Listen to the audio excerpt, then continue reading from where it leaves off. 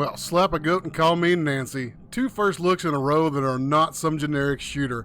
I am the Noob Fridge. Ladies and gentlemen, this is your MMOBomb.com first look at Dead Maze, an upcoming 2D zombie survival MMO from a French developer called Atelier 801. That being said, localization is fairly good. There's a few little phrases here and there that didn't seem to translate over quite well when the NPCs are speaking, but overall, everything is easy to follow. All the dialogue, you can understand what's going on. First thing I'm going to have to do, because I'm in a bad way here, is check out this campfire. Now, as you can see, I have a fatigue stat down here. Sitting at the campfire takes that back up to 100. My thirst is good, but I am hungry. I do have a little something to eat here. I have some small fried vegetables that I cooked, and we'll show that off here in a few minutes. Let's go ahead and eat our small fried vegetables. Consume those, and my hunger goes up just a little bit. So we're going to break camp and give you a first look. Spend a few minutes running around showing you what this game has to offer. This is scheduled to land on Steam February 13th. So Valentine's Day, you can spend it with your loved one doing something new and fancy. Killing zombies. So we're going to run around, and the name of the game here is fight some zombies, run away from big hordes of zombies. You don't always want to fight them. Scavenge around, get weapons, get gathering materials. So right now I've got 2 abilities down here. One is a little extra damage ability. The other one is a little heal over time self-heal. I am currently fighting with a butter knife. One of the fun things about this game is there's all kinds of crazy weapons to pick up that you can fight zombies with. I also have a globe. We can run over here and smack zombies with the globe. Good times had by all. So just walking into the vicinity of zombies, we'll start auto-attacking. And then I've got a couple of things I can do. I can use my one ability that gives me that extra little damage. Let's use my heal over time here. And also, if you just click on a zombie, depending on what weapon you've got, they've got special little abilities they can do. You see this orange bar under my health bar? That's sort of like an energy bar that you can use for these special attacks. We'll go up here, and like these guys are killing zombies too. They've got some sweet gear. They look pretty awesome. So that's a click right there. And that popped up in the way. We'll scavenge that stuff, I guess, while we're here. This is we accidentally clicked on something. But yeah, you just run around. You can see your mouse will change whenever you can click on something and scavenge out of it. So there's another earth globe. Take that. They actually do pretty good damage. So just run around, scavenge. You're going to need weapons and materials. These weapons will eventually break. The more you use them, the more likely they are to break. So you're going to want to have more than one weapon on you. I've got a brick. Got a wooden plank. Speaking of wooden plank, there are daily quests. I can kill 50 zombies. Then I'll have my choice of a reward from this daily quest. Heck yeah. So we can run around, and like if I smack them with this, I'm going to heal over time. Kill some zombies with a wood plank. Should, as you can see, my quest is up there. Little update again. Oh, my wood plank broke. Now I'm fighting with a computer monitor. Look at me. So I can bash stuff with globes. I've got a computer monitor. Here's an umbrella I can attack with. As you can see, they've all got different damage numbers. This screen actually does a ton of damage right now. 48's a lot for this level. So yeah, all kinds of different things. Now, when you scavenge things like food and other materials, take them over here and you can recycle them into crafting materials. These things will turn into things that I can use to cook food back at my home base. We'll go look at here in a few minutes. And then things like these newspapers will recycle into things like paper that I can use to craft other things. We can craft weapons, we can craft food, we can craft survival items, lots of stuff you can craft. There is a little cash shop.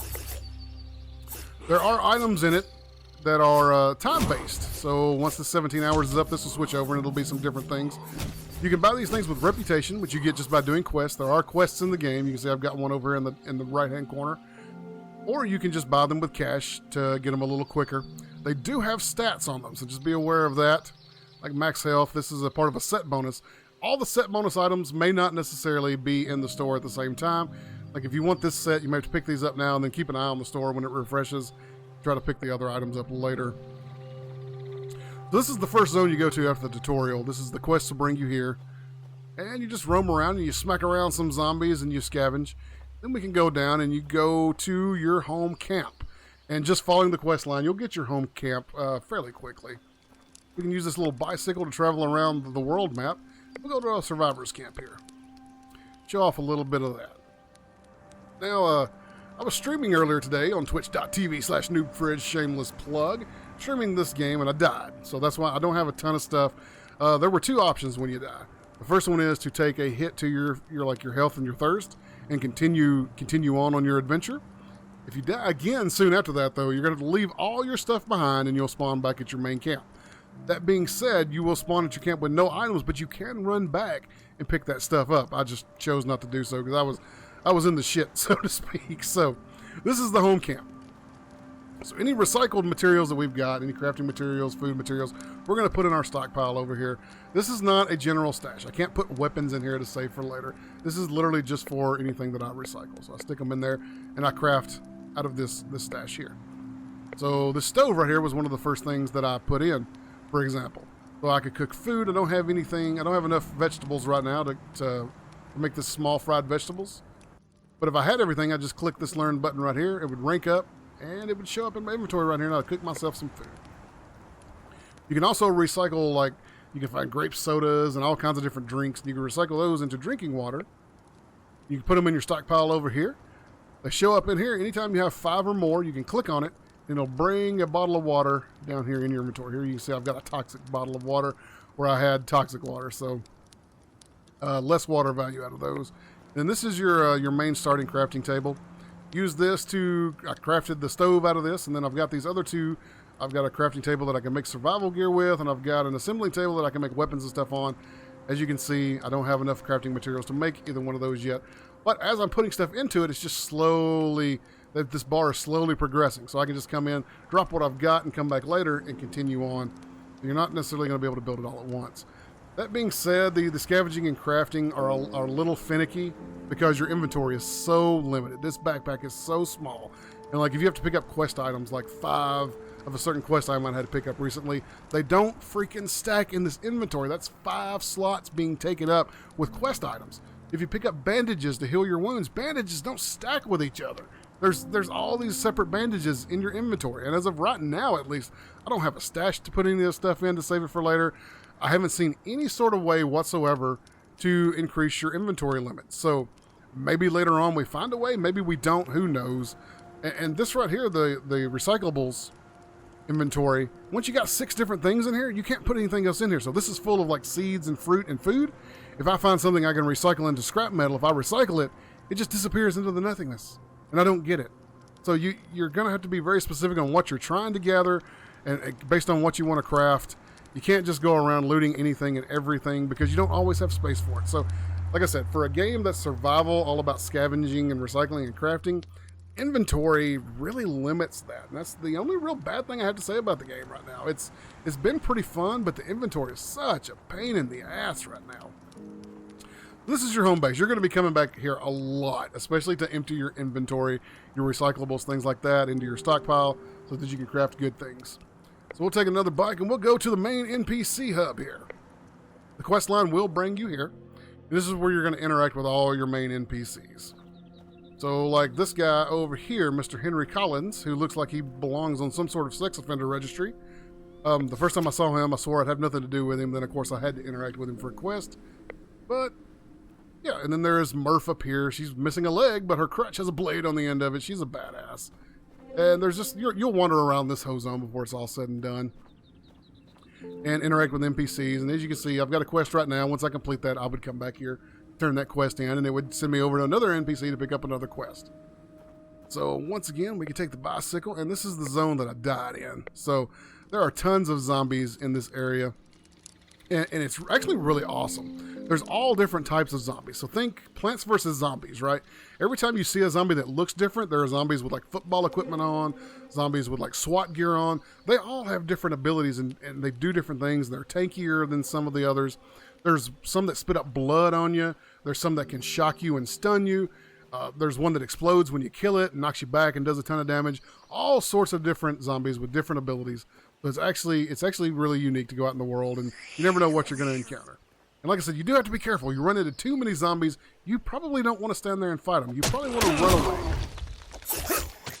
And there we go. My computer screen just broke, so that's a good example of definitely want more than one weapon at a time. So we can scavenge this area, see what else we can pick up. There's some more toxic water. Let's see what's in the sink. teapot and some small water bottles. You can see my inventory is filling up very, very quickly. You can sort of scavenge through the trash. There's a broken bottle that does 19 damage. Our butter knife does 28, though. 28 still not bad. That 48 damage on that computer monitor was epic. It still isn't bad, though. I use my clicking ability, using my #1 ability, killing zombies. So that's really what the game's all about. You run around, you either kill zombies or run from zombies, and you're scavenging and you're crafting things to make yourself more powerful, and you're following the quest line. The quest line's going to take you to different zones to do different things. Like right now, I've got an explore the playground in the town. So I'm in the town right now. As you can see, I've got this nice little arrow underneath me that shows me the general direction I'm supposed to go. Now, this isn't going to change based on pathing. It's not going to show me the best path to get there. It's just showing me which direction I got to run to. And the reason that's really good in a game like this, I know sometimes like that can feel a little like hand-holding, but there's no map in this game. There's no mini-map. So really having that pointing in the direction you need to go is super useful. You've got this thing up here that looks like it would be a map. It looks like a little folded-up map. But when you click it, all it does is tell you what zone you're in, if there's any secret passages open, how many survivors, that's players running around, and how many monsters are currently running around the zone. So definitely the quest arrow is super useful. Like I said, was streaming this earlier today, and there were a ton of people running around. There's been tons of people in chat. Players have been super nice, man. Like, if you run around and they can tell you don't have any good weapons, I've had plenty of people just drop me weapons to use. And just like I had a dude, that globe I just broke. All right, so I've still got this one. This is the one somebody just dropped for me. They see me fist fighting some zombies because I just lost all my gear. And somebody just walked by and just dropped this for me. And just left it on the ground, so I just picked it up. We'll take out a couple more zombies here. I would love to show you character creation. Unfortunately, once you've made a character, you can't go back. You're not going to make multiple characters. So I can't show you character creation.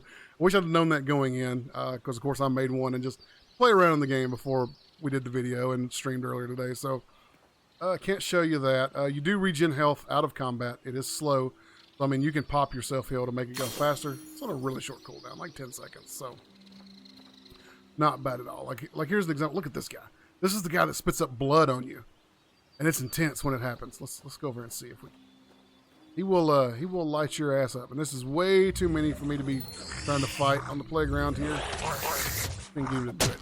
Yep, there it goes. Oh my goodness! Pop my heal, run away. All right, so I've completed this quest. This was just like an explore the map quest.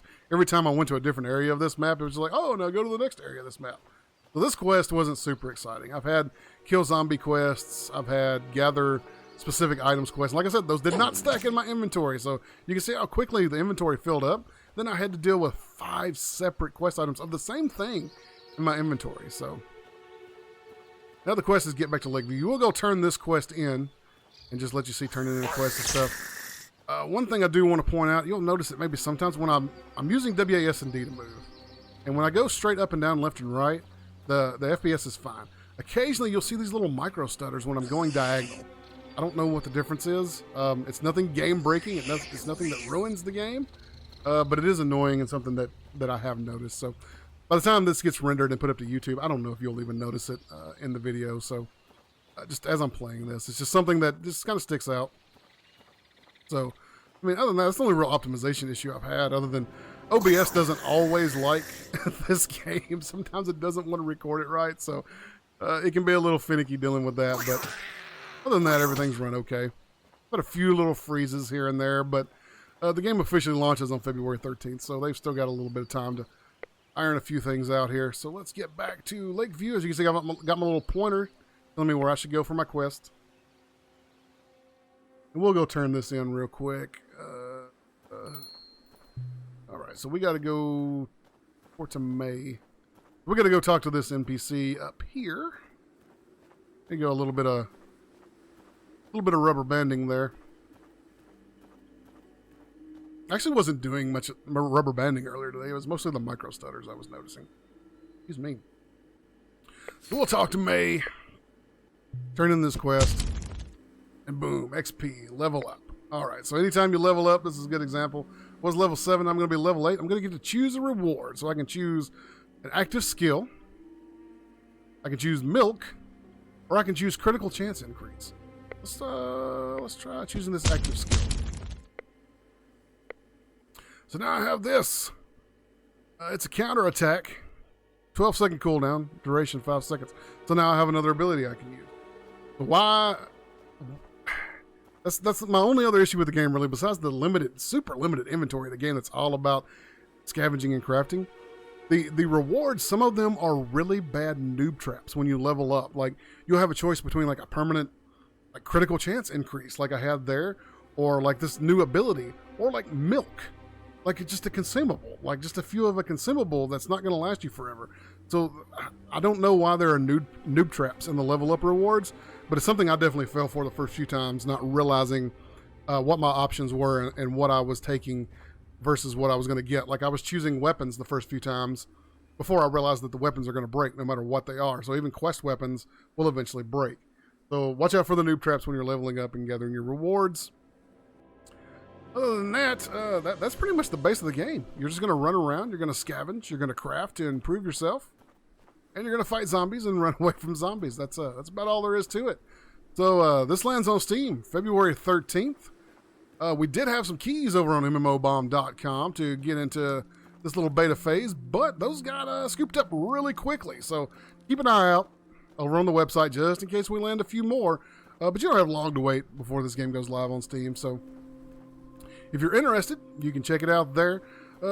As always, this has been a first look. This is not an in-depth guide. This is not a full review. This is just to give you an idea of what the game is going to look like and what it's going to play like.